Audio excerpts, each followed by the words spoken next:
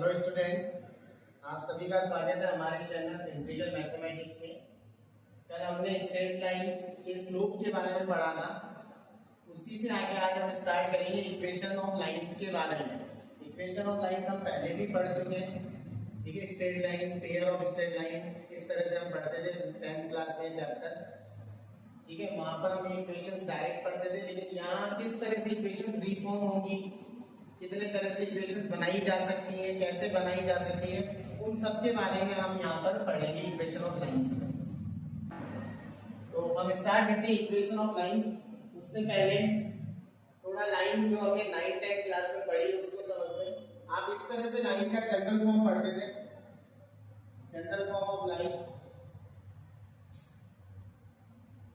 ax plus by plus c equals to 0 form में आप सभी ने लाइंस पढ़ी थी 9th 10th क्लास में, ठीक है। जिसमें a जो था वो x का कोएफिशिएंट था, b y का कोएफिशिएंट था और c कांस्टेंट टर्म है। इसमें छोटे छोटे एग्जांपल लाइंस का हम देख सकते हैं। x plus y equals to 2 एक लाइन है, x minus y equals to 4 एक लाइन है। ये लिख सकते हैं अपन 2x plus 3y equals to 5 एक लाइन है, ठीक है।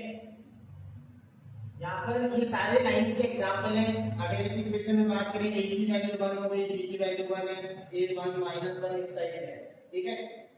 हम ये बात करें, कोई भी line infinite number of point से पास हो सकती है। कोई भी line infinite number of point से पास हो सकती है, ठीक है। इनफाइनाइट नंबर ऑफ पॉइंट्स पर हो सकते हैं। जैसे इस लाइन पर एक पॉइंट हो सकता है 1, 1, 1 का मतलब इसके लिए x 1 है और y भी 1 है। ये पॉइंट इस लाइन को सेटिस्फाई करते हैं। जब आप इसको इस लाइन में पुट करोगे, x की जगह 1 और y की जगह 1, तो आपको 2 मिलेगा और RHS में भी 2 ही है, ठीक है। पॉइंट 0,2 भी इस लाइन पर होगा, यानी ये लाइन इससे भी पास हो सकती है।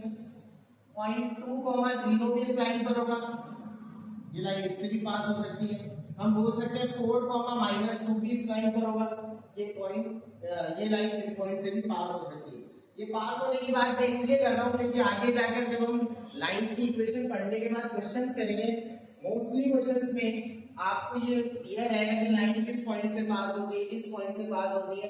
तो पासिंग पॉइंट का मतलब क्या है कि वो उस लाइन के लिए x और y की वैल्यूज बनेगी, यानी वो उस लाइन को सेटिस्फाई करना चाहिए, ठीक है। तो ये थोड़ा सा लाइन का इंट्रोडक्शन था जो 9th 10th में अपन पढ़ते थे। हम अपन यहाँ पर जो 11th क्लास में हमें लाइंस के फॉर्म पढ़ने हैं, वो 5 फॉर्म पढ़ने हैं अपन को। कितने फॉर्म? 5 फॉर्म, जिसमें से फर्स्ट फॉर्म है अपना 1 point and slope form,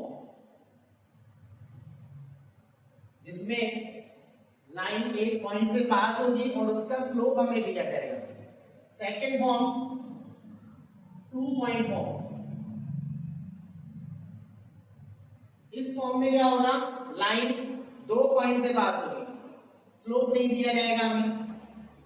third form है हमारे लिए इंटरसेप्ट फॉर्म। इसमें कोई भी लाइन बिटवीन द एक्सिस आएगी और एक्स एक्सिस और वाई एक्सिस पर कुछ डिस्टेंस कट करती है, एक्स एक्सिस को कुछ डिस्टेंस पर इंटरसेक्ट करती है, जिसको हम इंटरसेप्ट बोलते हैं। फोर्थ फॉर्म होगा हमारे लिए स्लोप इंटरसेप्ट फॉर्म। स्लोप भी दिया जाएगा और एक एक्सिस का, कोऑर्डिनेट एक्सिस का, वाई एक्सिस का हमें इंटरसेप्ट दिया जाएगा। और फिफ्थ फॉर्म होगा नॉर्मल फॉर्म, ठीक है। ये 5 फॉर्म हम यहाँ पर पढ़ेंगे इक्वेशन ऑफ लाइंस के। इनसे भी पहले हम कुछ ज्योमेट्रिकल लाइंस देखते हैं, जो बेसिक बात है सिर्फ, उसमें कोई बहुत बड़ी बात नहीं है, लेकिन डेरिवेशन हम इन 5 की करेंगे। ज्योमेट्रिकल फॉर्म्स में क्या है, एक्सिस की इक्वेशंस देखेंगे। ये अपना एक्स एक्सिस और ये अपना वाई एक्सिस, ये ओरिजिन, ठीक है। कल भी हमने स्लोप में बात करी थी कि स्लोप ऑफ एक्स एक्सिस 0 होता है। एक्स एक्सिस का स्लोप हम इसलिए निकाल सकते हैं क्योंकि एक्स एक्सिस भी अपने आप में एक लाइन है। तो एक्स एक्सिस अपने आप में एक लाइन है, तो एक्स एक्सिस की इक्वेशन भी होगी, और वो इक्वेशन होती है y = 0, क्योंकि एक्स एक्सिस पर y कोऑर्डिनेट हमेशा 0 होता है। तो equation of x axis, equation of x axis होगी y इक्वल्स टू 0, क्योंकि y एक्स एक्सिस पर y कोऑर्डिनेट 0 होगा। Same equation of y axis x equals to 0 हो जाएगी। इक्वेशन ऑफ y एक्सिस ये हो गया x इक्वल्स टू 0, ठीक है। अब अगर इसी में हम आगे देखें, ये 1 है अपने लिए, ये 2 है, एक ग्राफ डायग्राम ड्रॉ कर रहे हैं। ये 4 5 ग्राफ आपने सबने बनाए छोटी क्लास में, 3 4 5, कोई भी लाइन, जैसे मैं यहाँ से एक लाइन पास करवा रहा हूँ, ठीक है। इस लाइन पर मैं कहीं पे भी चले जाऊं, जैसे यहाँ आ गया मैं, तो आप देखोगे इसके लिए y1 है और x3 है। इस पॉइंट के लिए x3 y1, इस पॉइंट के लिए देखें तो y x3 है और y2 हो गया। इस पॉइंट के लिए देखें तो y3 हो गया और x अभी भी 3 है। इसके लिए देखें तो x3 y4, इसके लिए देखें तो x3 और y5। इस पूरी लाइन में आप देखोगे x कोऑर्डिनेट सेम है, और x कोऑर्डिनेट इसलिए सेम है क्योंकि ये line parallel to y axis है, पैरेलल टू y एक्सिस। तो जो line parallel to y axis होगी उस पर x कोऑर्डिनेट सेम होगा, जिसको हम बोल सकते हैं x कोऑर्डिनेट कांस्टेंट होगा, यानी x कोऑर्डिनेट कांस्टेंट है मतलब x इक्वल्स टू c। ये इक्वेशन हुई line parallel to y axis. तो equation of line parallel to y axis ये हो जाएगी x equals to c। Similar equation of line parallel to x axis ये हो जाएगी y equals to c। Equation of line parallel to y axis ये हो जाएगी हमारे लिए, sorry, equation of line parallel to x axis ये हो जाएगी हमारे लिए y इक्वल्स टू c, ठीक है। तो ये पैरेलल वाली लाइंस की हमें ज्यादा नहीं रहेगी, x equals to c y equals to c की। ये हमें 12th क्लास में भी काम में आती है, जब हम एप्लीकेशन ऑफ इंटीग्रेशन में एरिया अंडर कर्व ये सब निकालेंगे तो वहां इन पैरेलल लाइंस की बहुत ज्यादा जरूरत पड़ती है। तो ये कुछ ज्योमेट्रिक बेस पे थी लाइंस, मैनली हम ये 5 पढ़ेंगे। तो इन पांचों को स्टार्ट करते हैं। तो हम स्टार्ट कर रहे हैं 5 फॉर्म में से अपना पहला form equation of line passing through point x1 y1 and having slope n। ये हमारा पहला फॉर्म। इस फॉर्म में एक लाइन हमें फाइंड करनी है, यानी जो लाइन हमें फाइंड करनी है वो हमारे लिए रिक्वायर्ड लाइन है। अगर मैं कभी भी रिक्वायर्ड लाइन बोलूं तो इसका मतलब हम उस लाइन को फाइंड करें, उस लाइन की इक्वेशन फाइंड कर रहे हैं। आपको क्वेश्चन में या आर्टिकल में ये दिया जाएगा कि वो लाइन इस गिवन पॉइंट से पास हो रही है x1 y1 से, और उसका स्लोप n है। स्लोप की वैल्यू डायरेक्ट दी जा सकती है 1/2 √3 -√3 0 1 -1 कुछ भी, या आपको ऐसे भी दिया जा सकता है कि वो लाइन x एक्सिस की पॉजिटिव डायरेक्शन के साथ कोई एंगल फॉर्म कर रही है। x एक्सिस की पॉजिटिव डायरेक्शन के साथ लाइन कोई एंगल बना रही है, जैसे 45 डिग्री का एंगल बनाएगी x एक्सिस के साथ, तो आपको पता है उसका स्लोप हो जाएगा tan 45, जो 1 हो जाएगा तो स्लोप 1 हो जाएगा। तो मैं ये कह रहा हूँ कि स्लोप या तो डायरेक्ट दे दें या एंगल की फॉर्म में दे दें, एंगल x एक्सिस के साथ होना चाहिए, ठीक है। तो इस फॉर्म को हम देखते हैं, जिसमें आपको इस लाइन की इक्वेशन निकालनी है, और ये लाइन पॉइंट ए, इसको ये नाम दे देते हैं, x1 y1 से पास हो रही है। मैंने आपको बताया था कि कोई भी लाइन किसी भी पॉइंट से पास होगी तो वो पॉइंट उस लाइन को सेटिस्फाई करेगा, वो पॉइंट उस लाइन पर लाई करेगा, वो पॉइंट उस लाइन पर होगा, ठीक है। लाइन पर इनफाइनाइट पॉइंट हो सकते हैं, तो इनमें से एक पॉइंट मैं इस लाइन पर अज्यूम कर लेता हूं 1 से xy, एक वेरिएबल पॉइंट मैंने ले लिया xy, ठीक है।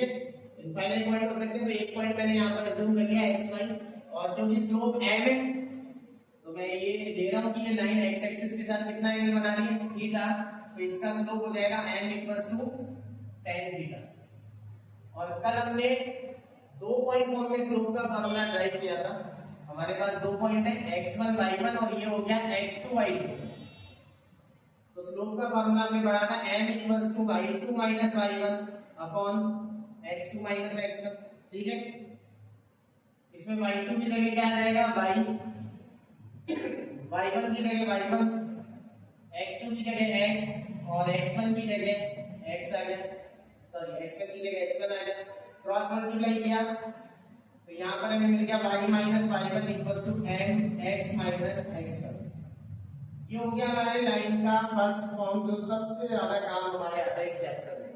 ठीक है, यहाँ पर x और y तो वेरिएबल पॉइंट है और लाइन की इक्वेशन में वेरिएबल हमेशा रहेगा, x y तो उनको नहीं ढूंढना आपको, क्वेश्चन में x1 y1 आपको दिया जाएगा।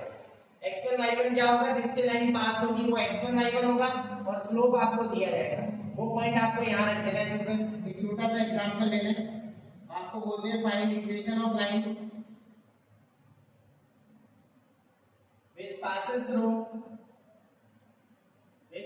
through PT लिखा है ना, PT का मतलब passing through 1, 2 and having slope -1, जिसका स्लोप -1 है। तो जिस पॉइंट से पास होगी वो तो x1 y1 हो जाएगी और जो स्लोप है वो -1 है, वो m की वैल्यू होगी। ये उठा के ध्यान रख देते हैं, तो y माइनस y1 की जगह आ जाएगा आपके पास 2, m की वैल्यू -1 ध्यान रख दिया हमने, और x माइनस x1 की जगह 1, तो y माइनस 2 -1 का x मिल गया -x और माइनस माइनस +1।